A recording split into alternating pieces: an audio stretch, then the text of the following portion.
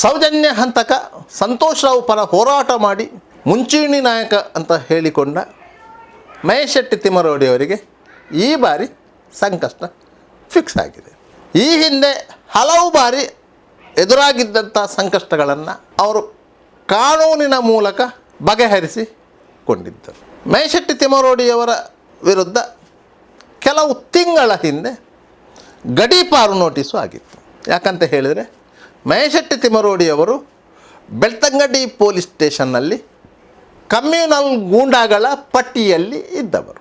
ದಕ್ಷಿಣ ಕನ್ನಡ ಜಿಲ್ಲೆಯಲ್ಲಿ ಕೋಮು ಸಾಮರಸ್ಯವನ್ನು ಕಾಪಾಡುವ ನಿಟ್ಟಿನಲ್ಲಿ SP ಅರುಣ್ ಅವರು ಅಧಿಕಾರ ವಹಿಸಿಕೊಂಡ ಕೂಡಲೇ 34 ಮಂದಿ ಕೋಮು ಗೂಂಡಾಗಳ ಪಟ್ಟಿ ಮಾಡಿ ಅವರನ್ನು ಜಿಲ್ಲೆಯಿಂದ ಗಡೀಪಾರು ಮಾಡಲು ಪ್ರಸ್ತಾವನೆ ಸಲ್ಲಿಸಿದ್ದರು.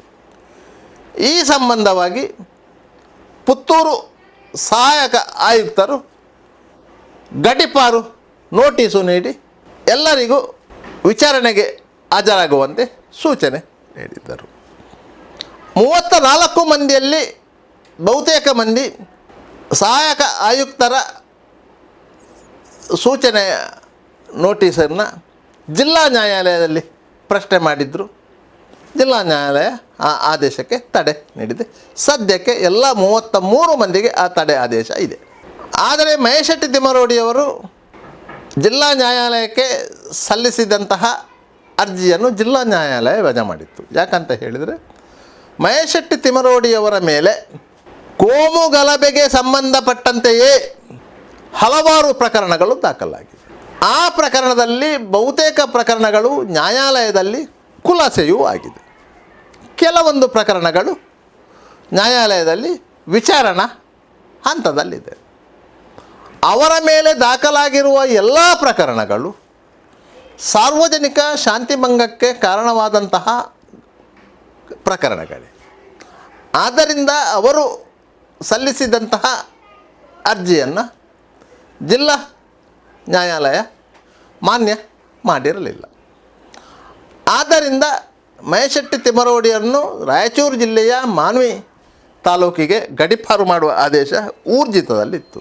ಪುತ್ತೂರು ಸಹಾಯಕ ಆಯುಕ್ತ ಸ್ಟೆಲ್ಲಾ ವರ್ಗೀಸ್ ಅವರು ನೀಡಿದಂತಹ ಗಡೀಪಾರು ಆದೇಶವನ್ನು ತಿಮ್ಮರೋಡಿಯವರು ರಾಜ್ಯ ಹೈಕೋರ್ಟ್ನಲ್ಲಿ ಪ್ರಶ್ನೆ ಮಾಡಿದರು. ಹೈಕೋರ್ಟ್ ವಿಚಾರಣೆ ಮಾಡಿತ್ತು. ಆದರೆ ಹೈಕೋರ್ಟಿಗೆ ಸರಿಯಾದ ರೀತಿಯಲ್ಲಿ ವಿವರಣೆಗಳನ್ನು ನೀಡಲು ಆಯುಕ್ತೆ ಸ್ಟೆಲ್ಲಾ ವರ್ಗೀಸ್ ಪರ ಹೈಕೋರ್ಟಿಗೆ ಹಾಜರಾಗಿದ್ದಂಥ ವಕೀಲರಿಗೆ ಸಾಧ್ಯವಾಗಲಿಲ್ಲ. ಪರಿಣಾಮವಾಗಿ ಹೈಕೋರ್ಟು ಆ ಆದೇಶವನ್ನು ರದ್ದು ಮಾಡಿತು. ಹೊಸದಾಗಿ ಮತ್ತೆ ಗಡೀಪಾರು ಆದೇಶವನ್ನು ಹೊರಡಿಸುವಂತೆ ಸೂಚನೆ ನೀಡಿತು. ಆ ರೀತಿಯಾಗಿ 2ನೇ ಬಾರಿಗೆ ಗಡೀಪಾರು ಆದೇಶ ಬಂತು. ಆ ಆದೇಶವನ್ನು ಮಹೇಶ್ ಶೆಟ್ಟಿ ತಿಮ್ಮರೋಡಿಯವರು ಹೈಕೋರ್ಟ್ನಲ್ಲಿ ಪ್ರಶ್ನೆ ಮಾಡಿದರು. ಅದು ರದ್ದಾಯಿತು. ತದನಂತರ ಮಹೇಶ್ ಶೆಟ್ಟಿ ತಿಮ್ಮರೋಡಿಯವರ 3ನೇ ಬಾರಿಗೆ ಗಡೀಪಾರು ಆದೇಶ ಬಂತು. ಆ ಆದೇಶಕ್ಕೂ 6 ದಿನಗಳ ಕಾಲ ತಡೆ ನೀಡಿತ್ತು. ಇದೀಗ ತಡೆ ತೆರವು ಆಗಿದೆ. ಯಾವುದೇ ಸಂದರ್ಭದಲ್ಲಿ ಮಹೇಶ್ ಶೆಟ್ಟಿ ತಿಮ್ಮರೋಡಿಯವರು ಸಾರ್ವಜನಿಕವಾಗಿ ಕಾಣಿಸಿಕೊಂಡರೆ, ಅಂದರೆ ಅವರು ಸಾರ್ವಜನಿಕವಾಗಿ ಕಾಣಿಸಿಕೊಳ್ಳದೆ ಸುಮಾರು 4 ತಿಂಗಳು ಕಳೆದಿದೆ. ಅವರನ್ನು ಪೊಲೀಸರು ಹಿಡಿದು AC ಅವರ ಆದೇಶದಂತೆ ರಾಯಚೂರು ಜಿಲ್ಲೆಯ ಮಾನ್ವಿ ಪೊಲೀಸ್ ಠಾಣಾ ವ್ಯಾಪ್ತಿಗೆ ಗಡೀಪಾರು ಮಾಡುವುದಂತೂ ಸದೆ. ಈ ಮಧ್ಯೆ ಈ ಗಡೀಪಾರು ಆದೇಶಕ್ಕೆ ಮತ್ತಷ್ಟು ಬಲ ಬರುವಂತಹ ಘಟನೆ ನಡೆದಿದೆ.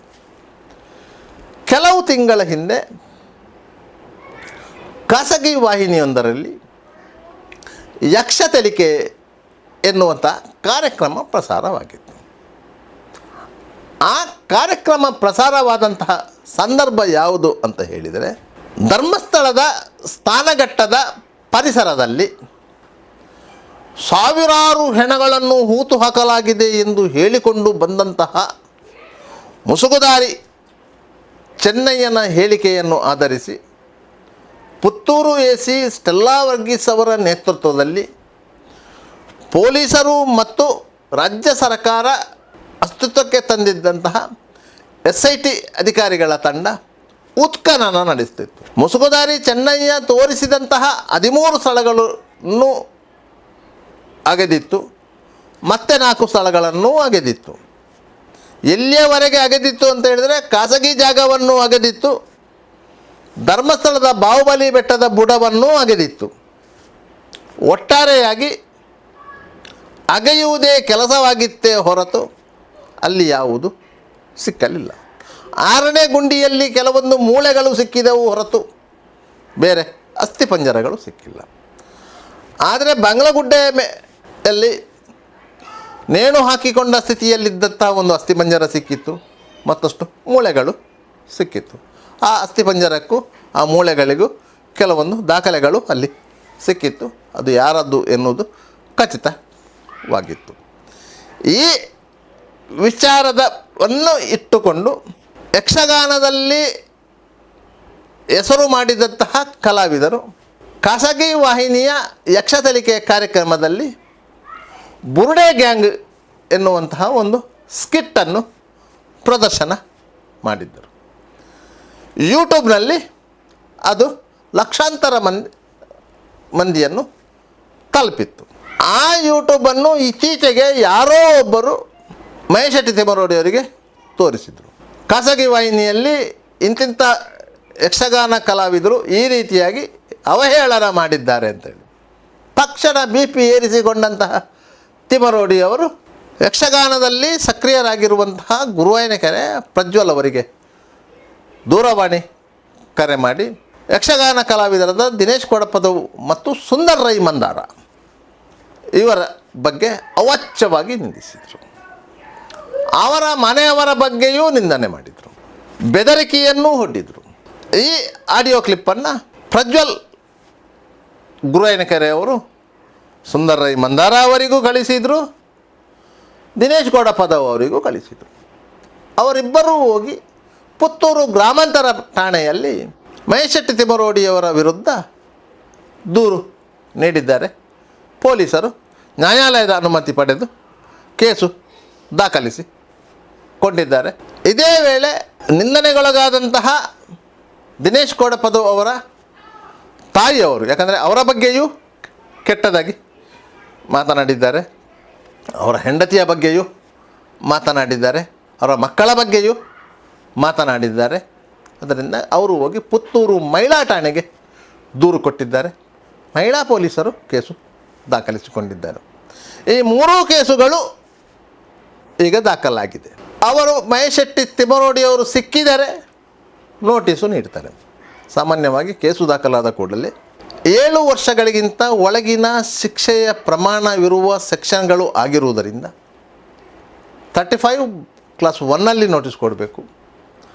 ಆ ನೋಟಿಸಿಗೆ ಉತ್ತರಿಸದಿದ್ದಲ್ಲಿ, ಪ್ರತಿಕ್ರಿಯಿಸದೇ ಇದ್ದಲ್ಲಿ 35(3) ಅಡಿಯಲ್ಲಿ ನೋಟಿಸ್ ಕೊಡಬೇಕು. ಅದಕ್ಕೂ ಪ್ರತಿಕ್ರಿಯೆ ಬಾರದಿದ್ದಲ್ಲಿ 35(6) ಅಡಿಯಲ್ಲಿ ನೋಟಿಸು ಕೊಡಬೇಕು. ಆ ನೋಟಿಸು ಕೊಡುವಂಥ ಸಂದರ್ಭದಲ್ಲಿ ನ್ಯಾಯಾಲಯದಿಂದ ಬಂಧನ ವಾರಂಟನ್ನು ಪಡ್ಕೊಳ್ಳಬೇಕು. ಈ ಪ್ರಕ್ರಿಯೆಗಳು ನಡೆಯಬೇಕು. ಆದರೆ ಈ 3 ಪ್ರಕರಣಗಳಲ್ಲಿ ಮಹೇಶ್ ಶೆಟ್ಟಿ ತಿಮ್ಮರೋಡಿಯವರು ಸಿಕ್ಕಿದರೆ ಅವರಿಗೂ, ತಪ್ಪಿದರೆ ಮಹೇಶ್ ಶೆಟ್ಟಿ ತಿಮ್ಮರೋಡಿಯವರ ಮನೆಗೆ ನೋಟಿಸುಗಳು ತಲುಪ್ತದೆ. ಈ 3 ಹೊಸ ಕೇಸುಗಳು ಆಗಿದ್ದರಿಂದ ಹಳೆಯ ಕೇಸುಗಳನ್ನು ಸೇರಿಸಿಕೊಂಡು ಮಹೇಶ್ ಶೆಟ್ಟಿ ತಿಮ್ಮರೋಡಿಯವರನ್ನು ಮತ್ತೆ ಗಡೀಪಾರು ಮಾಡುವ ಎಲ್ಲ ಸಾಧ್ಯತೆಗಳು ಇವೆ. ಈ ಬಾರಿ ಮಹೇಶ್ ಶೆಟ್ಟಿ ತಿಮ್ಮರೋಡಿಯವರಿಗೆ ಕಾನೂನಿನ ರಕ್ಷಣೆ ಕೋರಿ ರಾಜ್ಯ ಹೈಕೋರ್ಟಿಗೆ ಹೋಗಲಿಕ್ಕೆ ಸಾಧ್ಯವಾಗುವುದಿಲ್ಲ. ಯಾಕಂದರೆ ಈ ವೇಳೆಗಾಗಲೇ ಮಹೇಶ್ ಶೆಟ್ಟಿ ತಿಮ್ಮರೋಡಿಯವರು ಈ ಹಿಂದೆ ಹೊರಡಿಸಿದ ಆದೇಶಕ್ಕೆ ಸಂಬಂಧಿಸಿದಂತೆ 3 ಬಾರಿ ಹೈಕೋರ್ಟಿನ ಮೆಟ್ಟಿಲು ಹತ್ತಿದ್ದರು. ಆ ಸಂದರ್ಭದಲ್ಲಿ ಅವರು ತಮ್ಮ ಎಲ್ಲ ಚಟುವಟಿಕೆಗಳನ್ನು ನಿಯಂತ್ರಣದಲ್ಲಿಟ್ಟುಕೊಂಡಿದ್ದರು. ಆದ್ದರಿಂದ ಯಾವುದೇ ಪ್ರಕರಣಗಳು ದಾಖಲಾಗಿರಲಿಲ್ಲ. ಇದೀಗ ಗಡೀಪಾರಿನ ತೂಗುಗತ್ತಿ ನೇತಾಡುತ್ತಿರುವಾಗಲೇ ಮತ್ತೆ 3 ಪ್ರಕರಣಗಳು ಇದೇ ರೀತಿಯ ಸಾಮಾಜಿಕ ಶಾಂತಿಭಂಗದ ಹಿನ್ನೆಲೆಯಲ್ಲಿ ದಾಖಲಾಗಿವೆ. ಆದ್ದರಿಂದ ಈ ಬಾರಿಯಂತೂ ಅವರಿಗೆ ಸಂಕಷ್ಟ ಫಿಕ್ಸ್ ಅನ್ನುವಂತೆ ಆಗಿದೆ.